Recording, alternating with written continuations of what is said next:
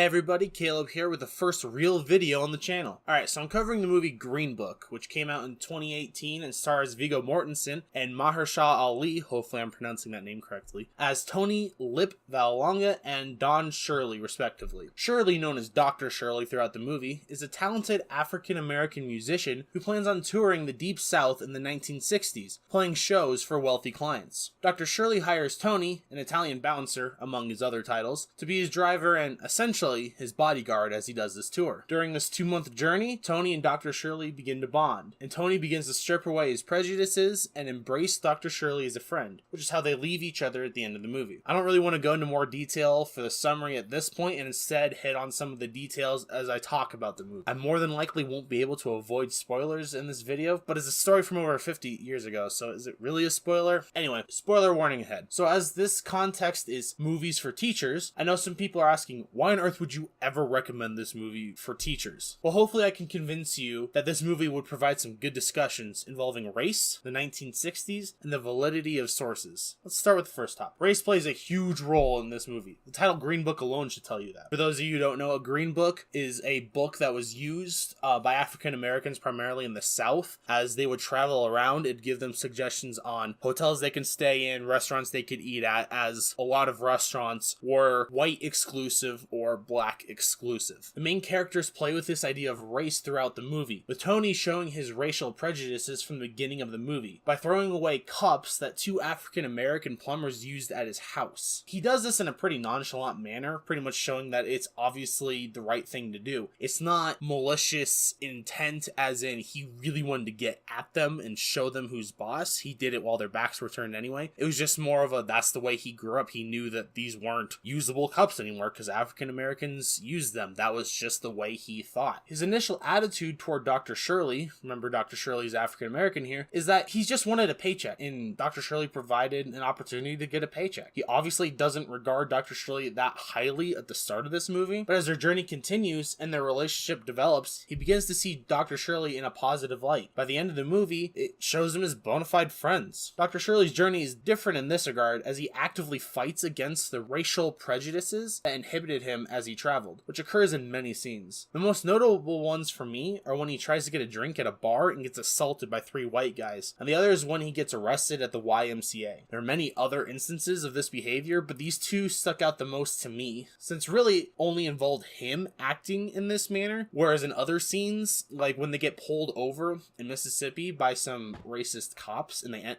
up in jail, it shows both racial reactions from Tony and Dr. Shirley. I don't want to spend too long on this point in the video, but race is just a massive point of this movie. You can say it's probably the biggest point. I think that's a fair point to argue. I'll leave it there and we'll move on to the next topic, which would be just talking about how it shows the role of the 1960s. And really, it's set in the 1960s, and so the set costumes feels very much like the 1960s, but mainly want to focus on the way they talk. So they use the N-word a lot. I wouldn't say a lot in this movie. They use it a couple times in this movie. This movie's been criticized both for actually using the N-word as well as not using it enough to be accurate to what the times were. My personal belief, they probably did underplay how much that word was used in that time. It wasn't really seen as bad of a word back then as it is today, so people would throw it around a lot more, but they did use other racially charged terms to refer to racial minorities, not just black specifically, but any racial minority. They had plenty of other slurs that they used. So I don't think that it necessarily takes away from the feel of the movie. It still feels very much like the 1960s, which was a very racially charged time. So I don't think it takes away from that, but it does stray away from using the N-word excessively. The other part is in the way that Tony's character speaks. He has a very prominent Italian accent and he curses a lot up to the point of it being excessive, but Viggo Mortensen does an excellent job in the role and his accent doesn't really falter a lot through the film. And so the speech feels very natural. It feels like he's just sort of like that's how he's always talked. And so going away from the ideas of race, going away from the ideas of the 1960s setting, the biggest reason I think this is a good movie for teachers is in the way that it questions the validity of sources. So this isn't necessarily an issue with the film itself, but more about how it was made. So the source material for this movie comes from Tony's son, Nick Vallelonga. He's a co-writer on the film, and he also spent a lot of time collecting interviews, recording interviews, and a lot of other things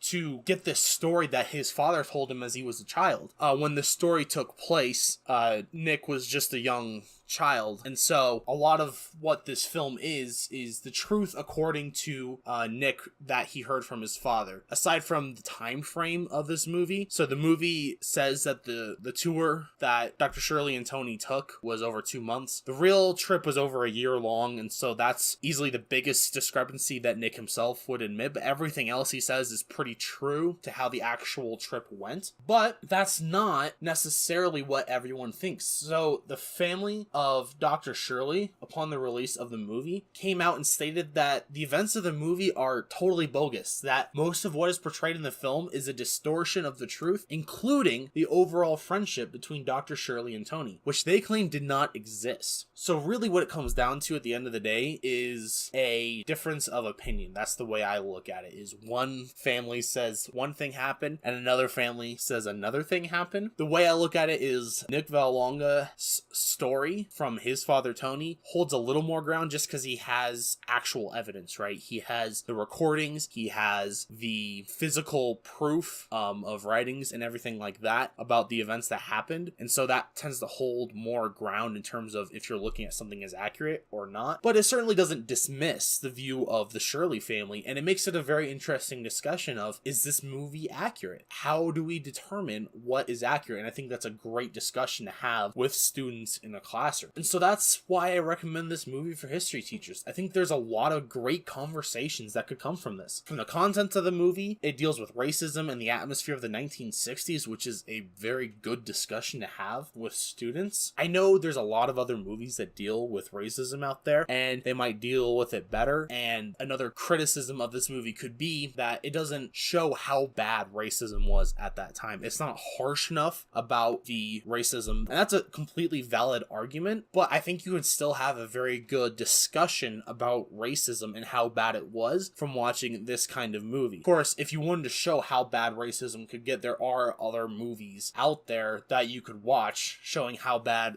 racism as a topic is, or as how bad the 1960s were in dealing with racism. I might cover some of these movies later, but not at the present time. But this movie for me hits a nice balance of how there's a lot of topics that you could talk about, because the other side of it is that validity of sources, and I think that's just a good conversation to have with any class about how do you know what's true, how can you determine what's true, and if you have two sides differing and there isn't a lot of hard evidence to say what's right and what isn't, how do you come to this is the truth? It's just a good discussion to have. Whether or not you come to a certain yes or no on it, it's just a good discussion to have. As a side note, in the description below are some of the articles that I read in coming up with the information for this video. So it's certainly not an extensive list, but it is quite a few articles just to sort of get you on track if you would like to, use this in a classroom setting. And that will do it for this video. I hope you enjoyed it and will consider watching this film, whether or not you're a teacher. I think it's just a good film. And again, it can lead to just good discussion and good conversations about how you deal with racism and how you determine what's the truth or not. Leave your comments below with your feelings about the movie, as well as any other movies you would like me to go over. Thanks for watching, and stay tuned for next time.